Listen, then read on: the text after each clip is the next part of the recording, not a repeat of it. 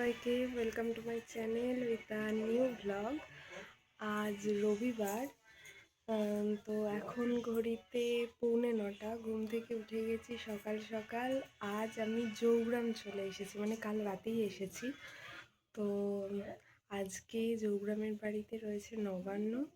তো সারা দিন নবান্নতে আমরা কী করছি সেই সব আপডেট তোমাদের দিতে থাকবো, তোমরা সাথে থাকো। তো দেখো, মা এখন নবান্নর ফল কাটা স্টার্ট করে দিয়েছে। এখানে মা ফলগুলো কেটে রাখছে, মোটামুটি সব রকমের ফলই কাটা হচ্ছে এখানে। আর চাল ভেজানো রয়েছে কাল রাতে, সেই চালটা বাটা হবে। তো তারপর সেই চালটার সাথে এই ফলগুলোকে মিশিয়ে সেটা ঠাকুরের উদ্দেশ্যে প্রথম দেওয়া হবে। তো চলো সারাদিন কি কি হচ্ছে সেটা দেখাতে থাকবো।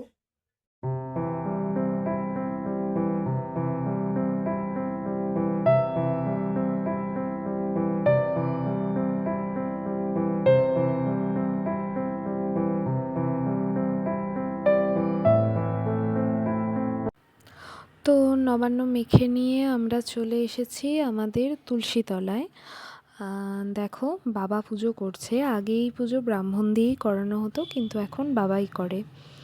তো এই নবান্ন মাখাটা এই কলাপাতার উপরে পূর্বপুরুষদের উদ্দেশ্যে, ঠাকুরের উদ্দেশ্যে আর পশু পাখি সবার উদ্দেশ্যে দেওয়া হবে।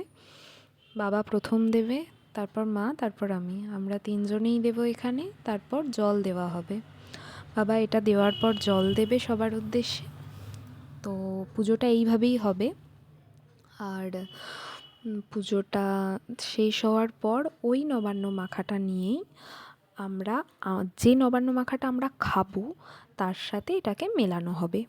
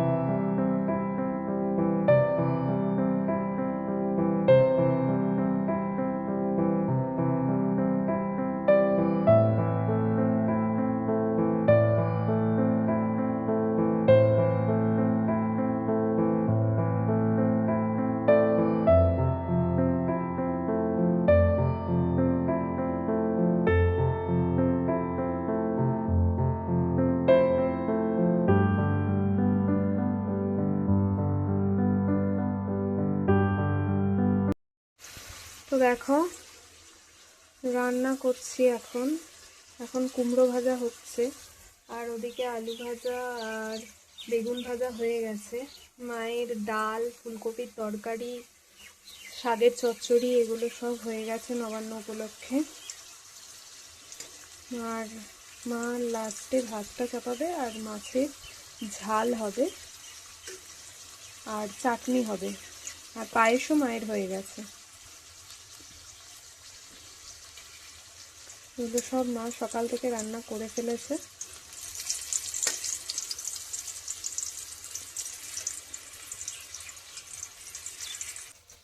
এই যে রান্না করছি,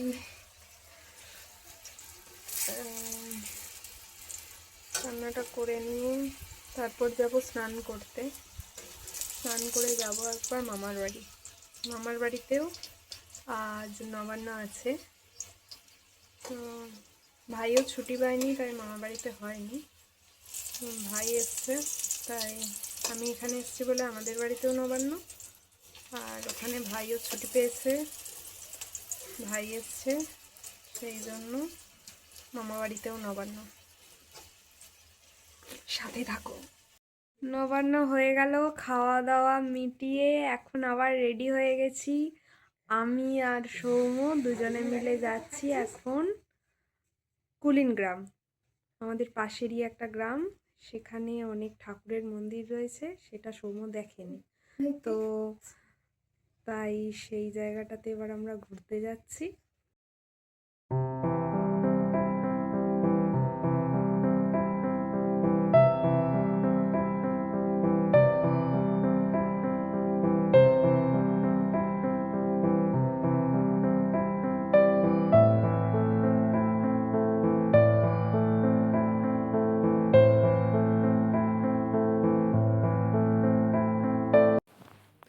তো দেখো, আমরা চলে এসেছি কুলিন গ্রাম। কুলিন গ্রামের এটা হরিদাস ঠাকুরের পাটবাড়ি, দেখলেই লেখাটা। তো বড় মামার বাইকে করেই এসছি আমি আর সৌম্য। তো দেখো, শ্রী চৈতন্যদেবের যতজন ভক্ত ছিলেন তার মধ্যে এই হরিদাস ঠাকুর অন্যতম একজন। তো এই কুলিন গ্রামটাকে আমাদের ওই জায়গার মানে কুলিন গ্রাম হলো একটা বৈষ্ণব পীঠস্থান। মানে এই জায়গাতে অনেক বৈষ্ণব রয়েছেন। তো বড়দের কাছে শুনেছি, মানে মা, ঠাম্মা, দিদা, দাদু বা জেঠু জেঠিমা এদের কাছে আমি শুনেছি যে বলা হয় সমস্ত তীর্থস্থান ঘুরে এসে কুলিন গ্রামে একবার আসতে হয়, এতে নাকি পুণ্য লাভ হয়। তো সে যাই হোক, দেখো এখানে যে মন্দিরটা দেখলে ওর মধ্যে হরিদাস ঠাকুরের সাথে রাধাকৃষ্ণেরও মূর্তি রয়েছে, আর এই যে এখানে আলাদা করে হরিদাস ঠাকুরের একটা মূর্তি রয়েছে। আর পাশের বাগানটাতে কত যে ফুল হয়েছে তোমরা দেখবে, প্রচুর ফুল হয়েছে এই বাগানটায়। আর প্রত্যেক বছর শীতে এই বাগানটাতেই এত ফুল হয়। জায়গাটা অনেক বড়, অনেক। তো এই যে জায়গা, এখানে শ্রী চৈতন্যদেব নিজে এসেছিলেন। আর এই জায়গাতে রয়েছে এই গাছের নিচে শ্রী চৈতন্যদেবের পায়ের ছাপ রয়েছে, এই যে দেখতে পাবে তোমরা। তো এই গাছের নিচে শ্রী চৈতন্যদেবের এই যে পায়ের ছাপ। সৌম্য এই জায়গাতে আগে আসেনি, তাই ওকে নিয়ে আসা।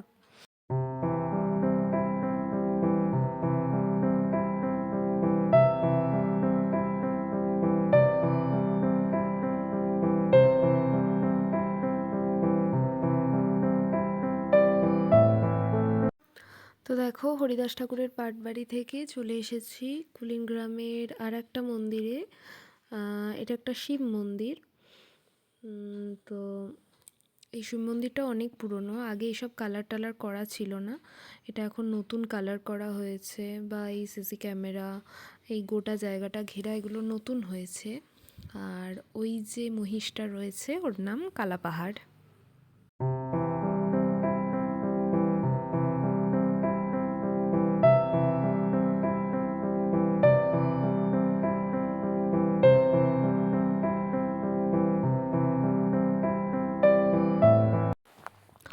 তো দেখো, এবার আমরা চলে এসেছি কুলিন গ্রামের গোপালের মন্দিরে। এখানে শ্রীকৃষ্ণ শ্রীরাধিকার সাথে শ্রীরাধিকারী এক সখী ললিতার মূর্তি রয়েছে। এই মন্দিরটাও অনেক পুরনো মন্দির, দেখেই বুঝতে পারছো এই মন্দিরের কারুকার্য। রং করা হয়েছে যদিও, কিন্তু অনেক পুরনো মন্দির এটা। দেখো, এই মন্দিরগুলো সবই রয়েছে কুলিন গ্রামে।